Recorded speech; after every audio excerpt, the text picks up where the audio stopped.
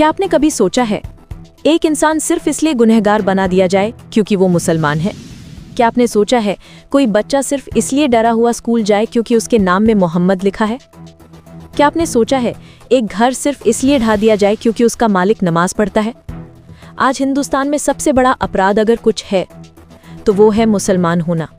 भारत, जिसे दुनिया सबसे बड़ा लोकतंत्र कहती है, जहां सबको बराबरी का हक मिलने की गारंटी संविधान देता है, लेकिन हकीकत में तस्वीर कुछ और ही है। मोहल्लों में खुलेआम नारे लगते हैं, मुसलमान जाओ पाकिस्तान। कॉलेजेस और स्कूलों में बच्चे सिर्फ नाम की वजह से अलग कर दिए जाते हैं। नौकरी देने से पहले पूछा जाता है नाम क्या है, और जब मोहल्ले में कोई अपराध होता है तो शक की पहली नज़र मुसलमान पर ही जाती है। यहाँ तक कि प्रशासन की नज़रों में भी मुसलमान का घर सबसे कमज़ोर है। कहीं मोहल्ले में झगड़ा हुआ, FIR दोनों तरफ हुई, लेकिन बुलडोज़र किसके घर जाता है? सिर्फ मुसलमान के। मध्य प्रदेश, दिल्ली, उत्तर प्रदेश, जगह कोई भी हो, पैटर्न एक है। बुलडोज़र पहले मुसलमान की दुकान पर चलता है। उसका घर, उसकी दुकान, उसका रोजगार सब मिट्टी में मिला दिया जाता है।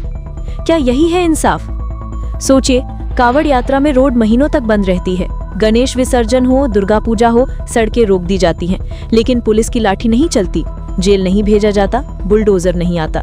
लेकिन मुसलमान अगर अपने पैगंबर से मोहब्बत जताए, आई लव मोहम्मद लिखे, तो वही मोहब्बत गुनाह बन जाती है। FIR, गिरफ्तारी, जेल और बुलडोजर मुसलमान के लिए अब सिर्फ त्योहार ही नहीं, रोजमर्रा की जिंदगी भी मुश्किल है। अगर वो टोपी पहनकर निकले तो शक की नजर से देखा जाता है। अगर दाढ़ी रखे तो ताना सुनना पड़ता है। अगर नमाज पढ़ने इकट्ठा हो तो तुरंत केस दर्ज हो जाता है।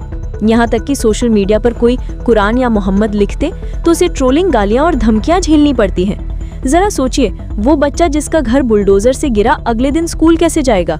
उसकी किताबें मलबे में दबी हैं, उसकी माँ आंसू बहा रही है और बाप मजदूरी ढूंढने निकला है ताकि टूटे घर के मलबे में जिंदगी फिर से खड़ी कर सके।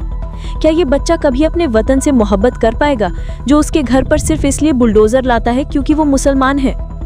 भारत का संविधान कहता है कि धर्म के आधार पर किसी के साथ भेदभाव नहीं होगा, लेकिन आज कानून की किताब एक तरफ है और जमीनी हकीकत दूसरी तरफ। न्याय सबके लिए बराबर होना चाहिए, लेकिन इंसाफ का तराजू एक ही धर्म की तरफ झुका हुआ दिखता है।